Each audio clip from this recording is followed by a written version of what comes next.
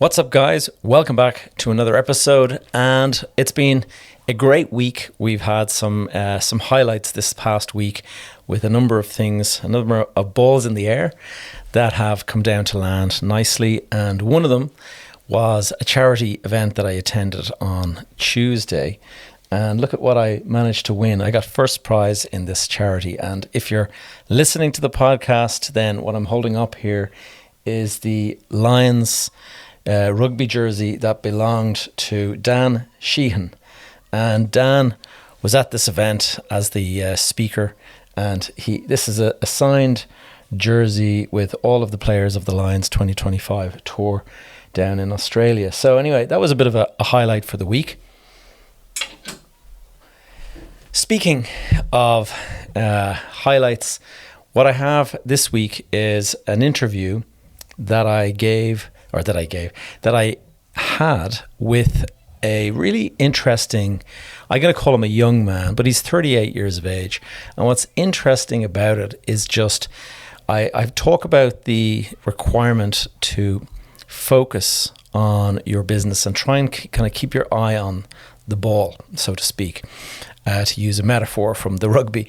But the thing is that there are some people that can juggle multiple businesses simultaneously.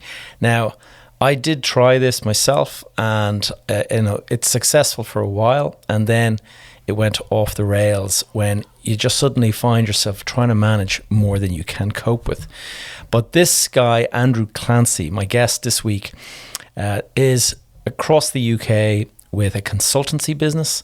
He also has a groundworks business, and he also has some development going on. And so it's very interesting to see somebody that's managing multiple offices and a staff of somewhere in the region of 75 and expanding, working away. And this will be interesting, I think, for a lot of people, regardless of where you're based, just because it involves a lot of management skills. And how do you do that without burning out? And how do you do that when you have to be in multiple places at the same time? You obviously have to delegate effectively to a management team around you. And so we're going to talk about that today. Andrew is involved in construction, a consulting business, and also in development and stuff like that. So I'll let Andrew tell a story. I was actually in London physically for this conversation, and so we're actually in a studio in London at the time. So if you can, please do switch on the YouTube video version of this and get the entire video. And so without further ado, my conversation with Andrew Clancy.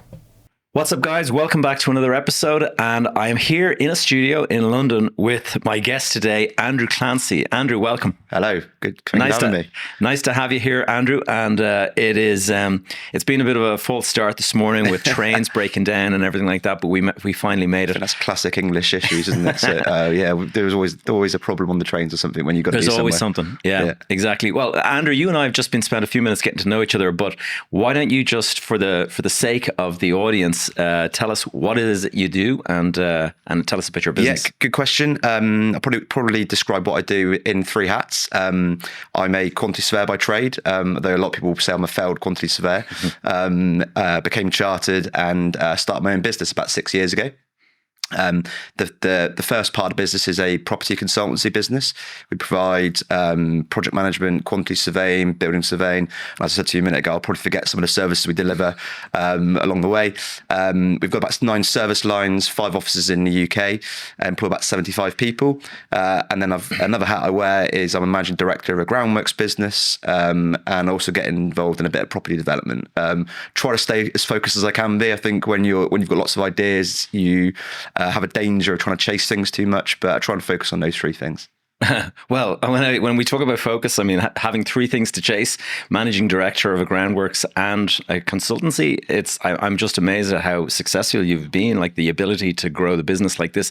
Let's just turn back the clock before 2019, before you started the business.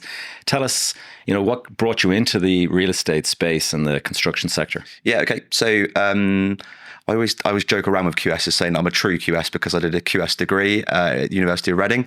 Was very fortunate to get a graduate job in 2008 when there was the crash. Wow. Worked at an SME for about 5 or 6 years. Had a great time there, great upbringing. Just really learnt my trade. The reason I got onto property in the first place is I always wanted to be an architect. Although I'm terrible at drawing, and a lot of architects say you don't need to be great at drawing, you just got to be able to solve problems. But I kind of was steered away from that route and ended up being a QS. Spent a bit of time at SME, then moved to a large corporate business. And yeah, I'm very thankful for all the experience I had as a young man. And how would you compare an SME compared to the corporate? Okay. I think so. I read some stats the other day. There's 5.5 million SMEs in the UK, and there's only 38,000 medium-sized businesses, so 50 to 250.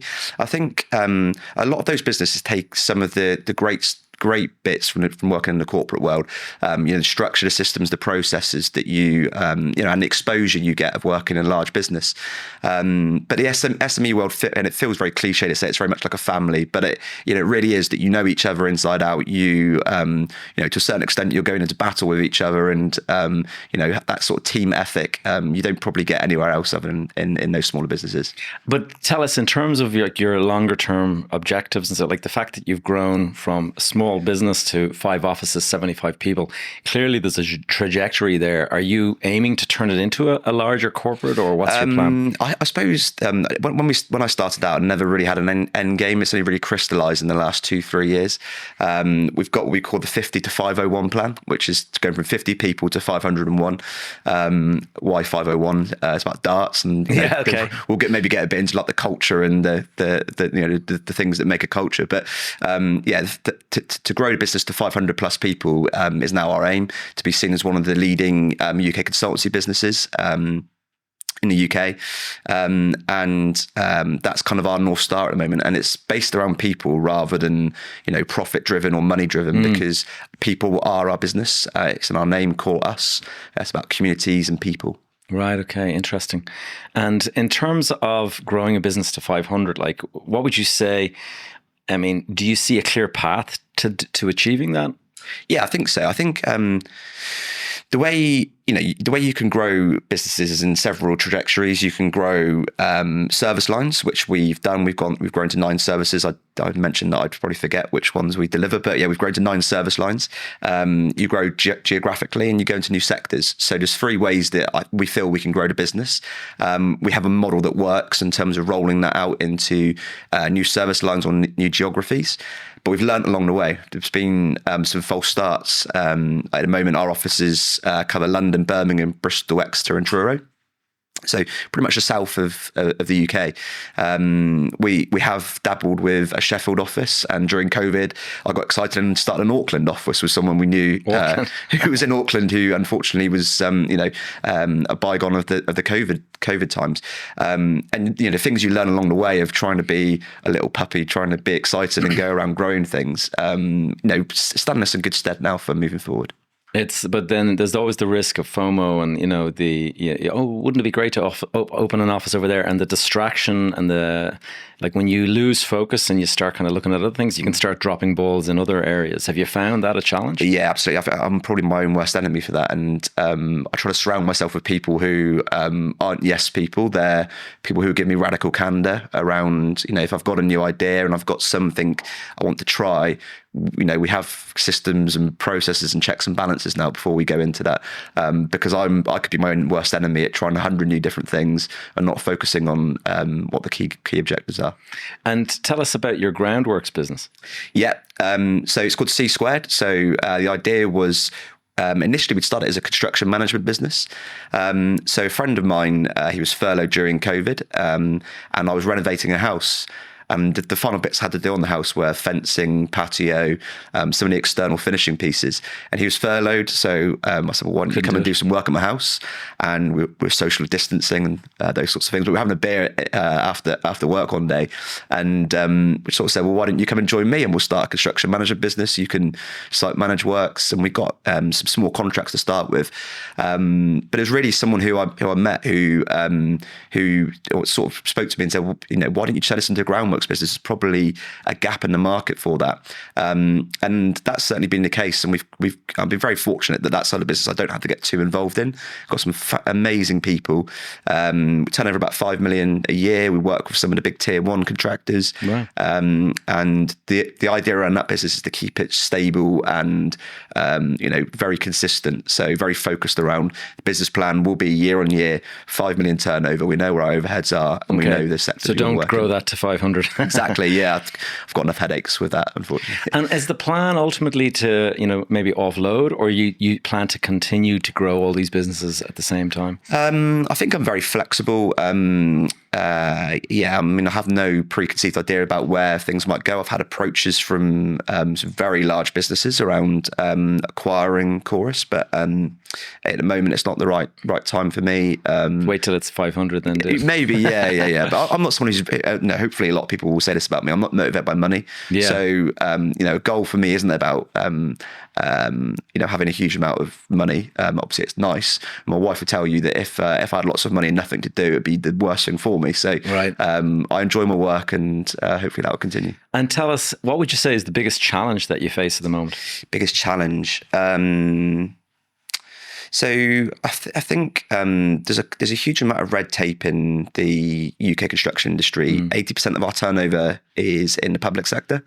We're going through, we've been through a challenging time in the last 10 years, be it Brexit, elections, COVID, tariffs, social uprising. There's lots of issues that have continually come into the market that have made it challenging. And I think that's reflected in things like planning policy and procurement policies, where, potentially stifle growth and stifle clients being able to do what they fundamentally set out to do. Lots of projects are getting paused and reviewed at the moment. So I think, there needs to be a bit of a change over the next 18 months from that side of things. And in terms of risks that the business faces, because I spoke yesterday at the Developers Club event, and one of the things that I just mentioned as I sort of see risks on the horizon potentially is everyone looks upon AI as this amazing transformative kind of technology, and I think it is. But I also think that there's a lot of parallels with the dot-com crash that took place in 2000. And I feel like we could be looking at an AI bubble that's going to actually burst when you've got big companies that are putting billions into this and suddenly going, what are we doing here? Like, there's no value in what we're doing. And I just think there's a risk. Like, do you look ahead and think about what are the potential risks if there was a wobble in the market, or like, what would that do? Like, do you evaluate that? I'm smiling when you say that, because I'm so glad you said that, because AI for me is for some people becomes a status quo in terms of innovation. And I listened to a great podcast the other day, the Business Leader podcast. Richard Harpin interviewed Simon Sinek, and everyone knows the Simon Sinek start with why. Everyone buys why you do things, not what you do.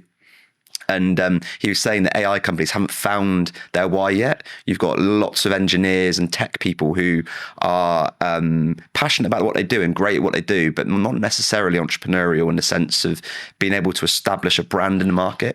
And I think that really resonated with me, because that's kind of the feeling I'd been feeling around AI. But in terms of risks, that potentially, would come into the industry. Clearly, if we don't keep adapting to change, and we become stale, and our product becomes stale, and our brand becomes stale, we lose momentum in terms of what we want to do. So, making sure that we're in tune with the latest trends, where the market's going, is really important to me. And you mentioned that a lot of your work is public based. So that is, I suppose, more robust than the private sector if there was a crash or something like that. Yeah, absolutely. I think when things like COVID, the two times that I can relate to things being a business owner is, firstly during COVID, and secondly when I started a new office and it failed. And it's how you adapt and how resilient you are to those things. Not having all your eggs in one basket is really important. So diversification of services, diversification of clients is really important to us. And tell us about your property development endeavors? Yeah. Okay. So, not as experienced as you, Gavin, but I've had a foray into it. I've had three developments of a land promotion project, a 6 flats that we're going through at the moment, the purchase of commercial units to convert into flats, and I bought 13 buy-to-lets with 2 friends a couple of years ago, and we bought those at auction. Which you put a property expert, a construction expert, and a finance expert in the room together. Auction. They think they know everything. Yeah. And the danger with me is being in property, we know a little bit about everything, don't we? When we think we know more than what we probably do. And the one issue that we didn't foresee between the 3 of us was no one had actually done an auction before. I was actually on my honeymoon in New York, and it sounds like a very grand story, but I was on my honeymoon in New York, and I was on FaceTime to the guys in the office who were doing the auction. And we worked our appraisal out and worked the level we could get to, and it went 10 grand over where we thought we could get to in terms of a purchase price. And I just said to the guy, go 10 grand more. I promise you it will it'll be worth it. It will come off. Not realizing all our funds had been sorted on a 20 grand less figure. Anyway, we ended up winning the auction. Hammer went down, and I didn't realise that it's a binding contract and we got to complete within 30 days. Yes. So we had to pedal like hell to find the money, and lots of sleepless nights. It was over Christmas, so the other 2 guys say that I ruined Christmas for them. But it's turned out really well. We delivered about 35% profit on cost on that job. So hopefully they look back and thank me. Albeit I think you need to take those risks. It's true. It's funny because one of the best investments I ever made was an auction, and it is scary because you're going to lose that deposit of 10% or whatever it is that you put down if you don't come through. But what has amazed me about auctions, and it's funny, a friend asked me that they were going in to buy something in auction and what to expect. And I said, expect it to go much faster than you expect, than absolutely. you can imagine. And I went in and I thought, okay, my top price, this is way back, so the prices were not very high, but I think the price I agreed to myself I was going to max out at was 375. And it started at the guy goes, do I have 300? Do I have 290? Do I have 280? And I said, 280. And next minute it's 290, 300, 310, and suddenly we were at the 375 that was my max. And I was like 380. And then another guy at 390. And suddenly the next guy went 391. And at that point I knew, okay, it's come to an end. This guy is trying 1,000 more. So I went 392. And for you, sir, to me, and I was delighted. But then I was kind of thinking, hold on a second, this all happened in about 60 seconds. And suddenly you've gone from not knowing are you going to own a property to you are essentially the owner as long as you come up with the funds. Yeah. It's a great way to do it, but it's also, you're bamboozled after, you're kind of, God, it's so easy if you don't have your mindset in the right place to actually go way over what you intended to pay. You could probably do a whole podcast on auctions and the pitfalls and what to expect, because I think what I learned from that is you need to take the emotion out of it. And I can get quite passionate and quite spontaneous, and you need to ensure that you've got your auction price that you're willing to go to and stick to it, because it causes all sorts of problems if you go over what you were expecting. What's interesting is that because if you're a type A personality, and I imagine you are given your business success and stuff, is that you could be in a situation where just your competitive nature comes out. Yeah. And you're actually in a situation where, damned if I'm going to let this guy win. Yeah. I'm going to win, and next minute you go way over just because of your competitive nature, Yeah. I think competitive spirit in any form of business can have its downfall, but also it's a huge superpower, because it drives you forward, and that want to win and the will to win keeps pushing you forward. But coming back to the auction, and I said to you off camera a minute ago, you could do a whole podcast on that around, the steps of moving through things. But one of the biggest things we learned during that was around conveyancing and having a solicitor who really understands an auction process, understands senior and junior debt, and is able to advise you in the way that where you need, because we started off that journey with and there's no disrespect to this individual, a residential domestic conveyancer, and we really needed someone who was in the commercial world. And we moved over, that first week, and the advice we got, really got us over the line in the end. Okay, interesting. Yeah, it's like the advice that you get. It's funny. I have lots of clients that are, they're different parts of the country, and they're trying to implement some of the strategies and advice that I give them. But a lot of the time they're working with local solicitors and things like that wouldn't be used to, commercial conveyancing. They wouldn't know what an option agreement is or any of that kind of stuff. And that's when it starts to kind of like the wheels start to come off the bus. If you're saying to a guy, okay, I've agreed, the following terms, and the solicitor's never come across this kind of thing, a lot of firms in different, part, like I say, a rural area or a village or a town, those guys might be kind of a mixed bag, and they do family law. They go and they go to the district court, and they do all that kind of stuff. Whereas you really want a specialist who is just property and nothing else, and that's all they do day in, day out. Yeah, completely agree. And I've actually a good little anecdote at the moment I have that I'm, to a certain extent, that we're a victim of our own success. That when you start a business, you try to do things as cost effectively as you possibly can do. So things like shareholder agreements to start with were, let's find something off the internet and we'll just use that. And we're all friends, so it's fine. And we've never fallen out. But we've now got to the point where I'm looking at my will and things like that, and moving it into moving things into a trust. And does the shareholder agreements allow for that?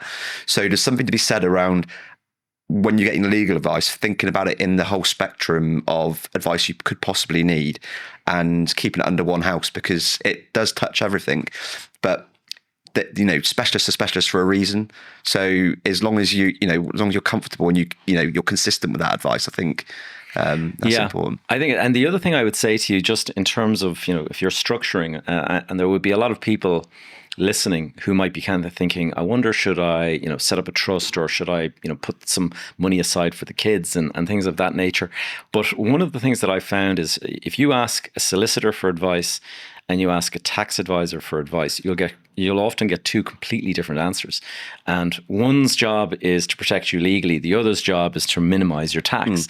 Those two are not always compatible. And one of the biggest mistakes that I made, and that so many people in the 2008 crash made, is that in the run up to the 2008 crash, nobody was interested in the legal protection. They were interested in minimizing all these huge profits that we were making. So the advice was, buy it in your personal name because the taxes will be much lower.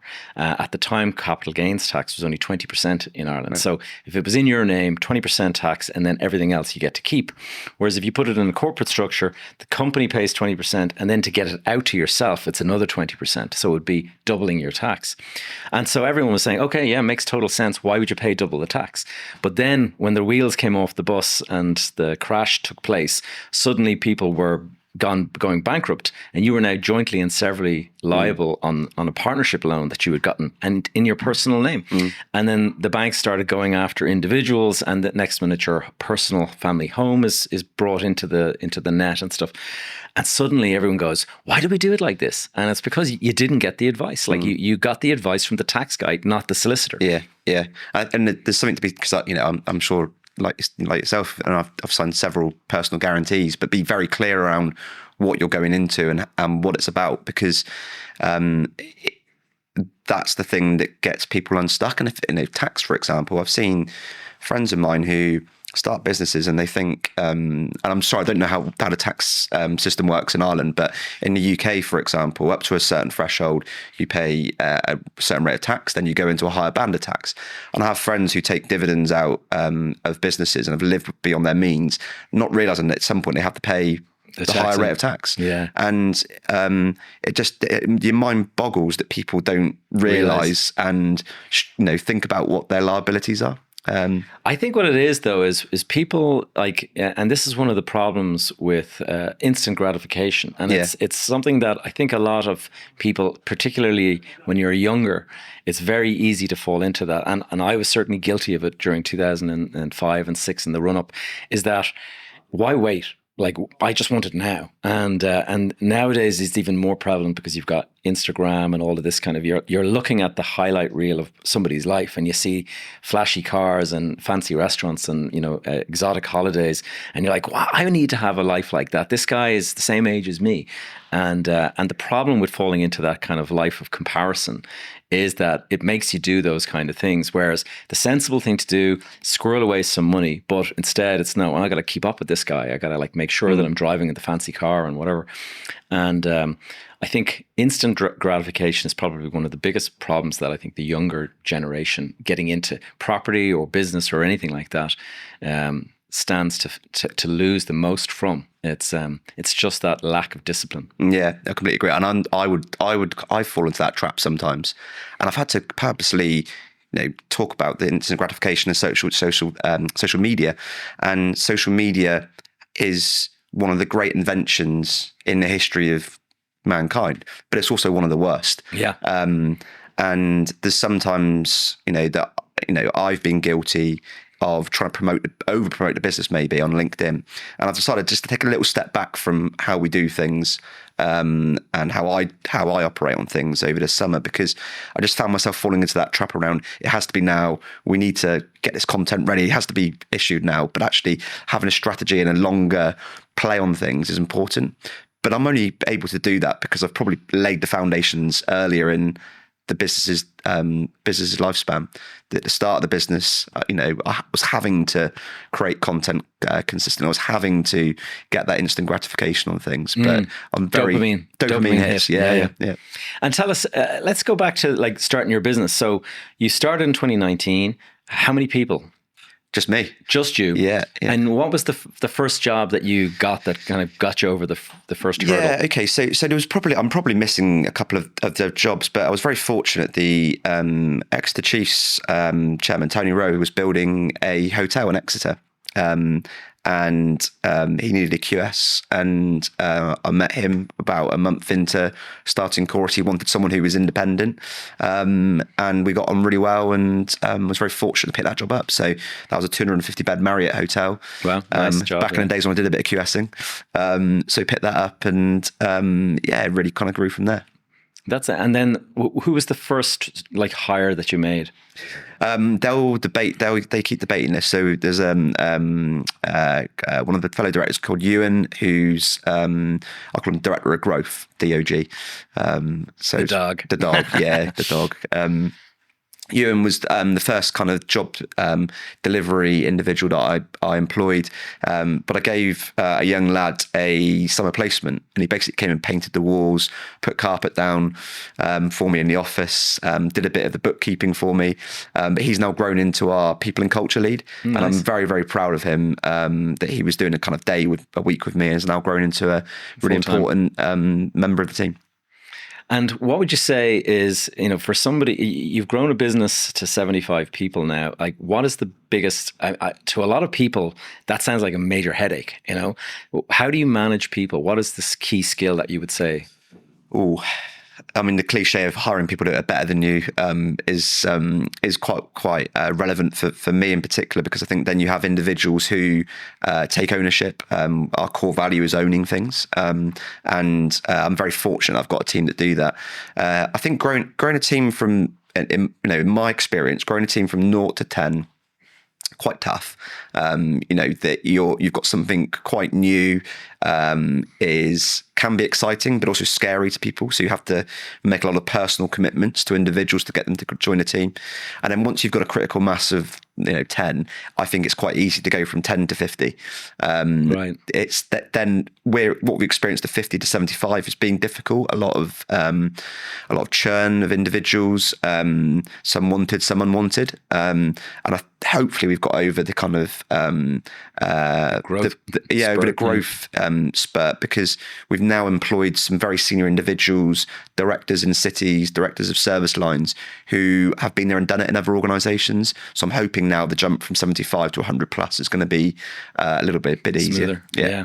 And in terms of, I mean, when I think about, I remember speaking to an old boss of mine, and he had a firm, and he was saying that, you know, when it was kind of 75 people, it was like a family, like you describe. And, you know, you meet people, we'd have a summer barbecue and all 75 would be there, and it would be great fun because you know everyone. But as it gets bigger, and once you get past the 100 point, suddenly you start walking by people in the corridor and you're like, does he actually work here? Like, I don't know that guy. And that's the point where it becomes kind of a little bit more difficult because you don't actually know who's there. Do you do all the hires yourself directly? No, I don't anymore. No, probably didn't. I probably did up until about 30 or 40 people, and then again, like I said, I've got some great people who you trust to bring individuals in that they know will fit our culture. The challenge for us will be, the challenge for us will be when we get to that point, how do we ensure that doesn't happen? Yeah. And I love that those problem solving issues is we have a summer party where the whole team get together. That to me, those sorts of things are sacrosanct. They have to stay in place because otherwise you create individual cultures within teams or in silos. Yeah. And what would you say in terms of the split of your time? Because you've got those three hats you're wearing. Like, where's your time split? The people in the business will probably argue actually around where I actually spend my time and what I actually do. But I would say I spend 4 days a week on the Coreus side of things and a day a week doing C squared or the development work. Development stuff. Yeah, development work's probably a bit more heavier now because we're just in some legals around purchase of some property. So probably spending a bit more time there. Mm-hmm. And what do you think in terms of your growth to the next level, like opening new offices and all that, like how do you stay in contact with everyone? Is it like all virtual these days, or are you traveling all the time? I try to get into our offices, other office other than where I try to base myself a day per week. Again, we have a structure and we have a set of a cadence of meetings that allows people to be in touch with each other. So we try to get together as a senior team every quarter. Otherwise, its majority is virtual. Okay, yeah. The virtual sort of technology has made life very easy for a lot of people, although it does make that culture side of things kind of difficult at times. And Andrew, tell us, like, in terms of sustainability, I know that's a part of the service lines that you do. Where is that going, would you say? I mean, I know that a couple of years ago, the government were talking about bringing in this rule where if you were an EPC of C or less, that you couldn't rent the place out, but then they parked that for a couple of years. Do you see sustainability as a big sort of driving force, or has it become less important? Certainly with the clients that we work with, it's still a driving force. Like I say, 80% of our work's the public sector. We've actually kind of changed course a little bit with our sustainability team in that we're rebranding as an advisory services offering, and that we're able to offer advice around renewables, carbon, and then the standard assessment procedures like BREEAM, yes, EPCs, as well as utilities advice. So we're trying to very much put ourselves into the advisory bracket rather than some of the sustainability strategy work that we have been doing over the last 5 or 6 years. I think there's been a cooling off in the market around sustainability. It was the AI buzzword of 4 or 5 years ago. ESG was that.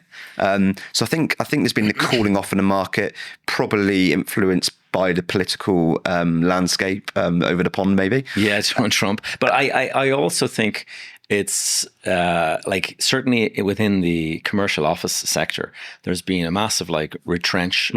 Those guys, like first of all in America, but here in the UK, in Ireland, we see people are just not working 5 days a week in an office these days, and so it has had this dramatic impact on the office sector in terms of the valuation of assets and stuff. And 3 years ago, it was all ESG. The banks were very much driven by the fact that we want our portfolios to be filled with clean energy assets. We don't have bank loans with dirty assets essentially that have a big carbon footprint. And so they put this, they put targets on us and all this kind of stuff. And there's been kind of a commercial reality of, well, we know the money's not there anymore. So as long as you're making some strides towards it, but it's no longer this kind of like do it or else kind of situation. Yeah. And I don't know whether you're seeing that outside of the commercial sector. Like, yeah, I think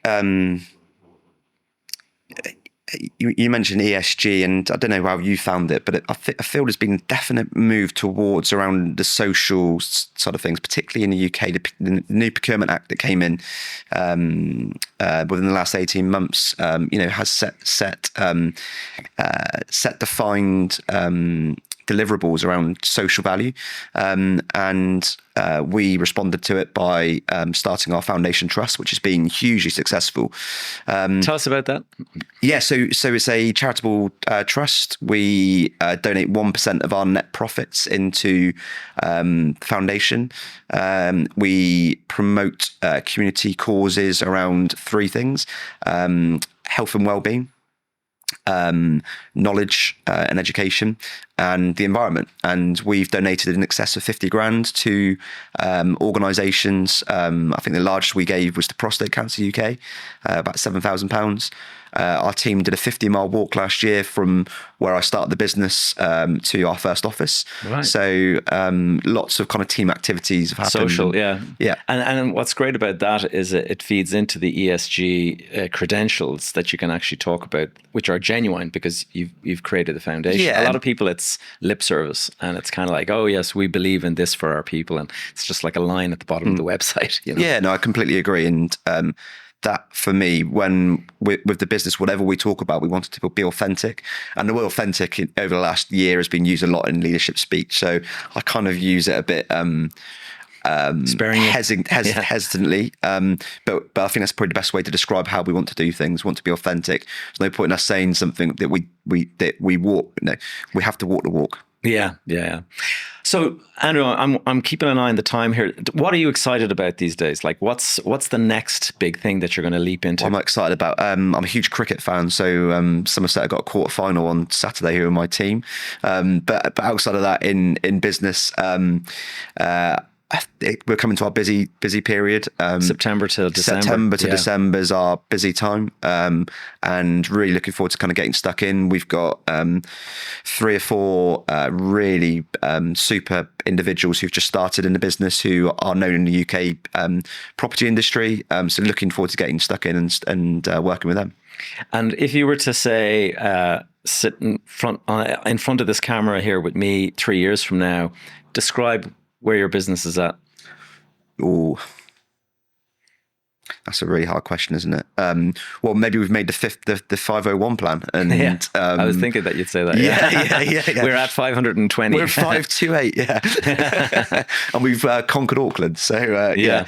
No, I find those time-related questions quite difficult being a QS. So try to give a political answer on it, but I think if we keep making strides forward and we keep growing the business, then I'll be happy.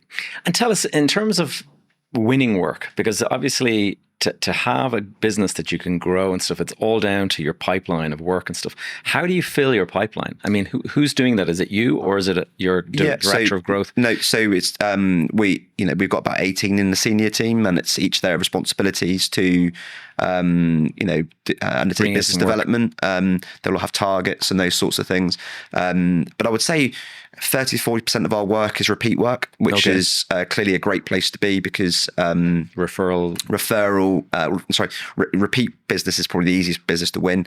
But we want to get that metric higher. And then outside of that, we're on some big national frameworks, which we either kind of do mini competitions or tender for, or we're appointed direct on things.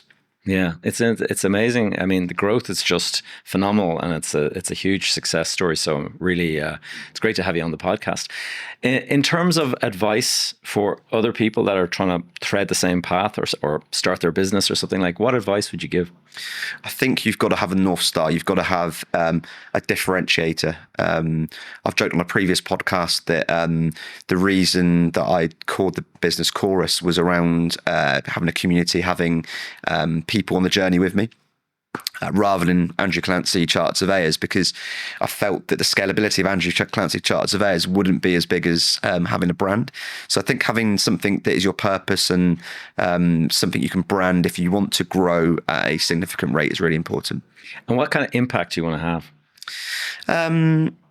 Do you know, I think if I can finish within the business, whenever that is, if it's this year, next year, or hopefully in many years' time, and I've had an impact on people's lives, be that in the business or outside within the communities, then I'll be very pleased.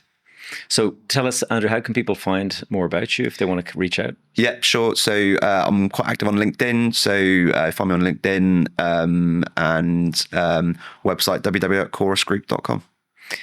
Final question. What age are you now? 38. 38. So 20 years ago, you were 18. What advice would you give that 18-year-old Andrew today? Other than don't be a QS. Be an architect instead. Be an architect, yeah. Get better at drawing. I think the advice, someone asked me a few months back, what advice would I give my younger self? And the best bit of advice I would give a young Andrew would be don't worry about failing. That's great advice. All right, Andrew, great pleasure to have you here. Thank you very much, for Gavin. coming up to see me, and look forward to staying in touch and seeing how the business grows. And let me know when you reach that 501. Thank you very much. Thanks for having me. Great stuff, Andrew. Cheers, mate. Oh, thank you.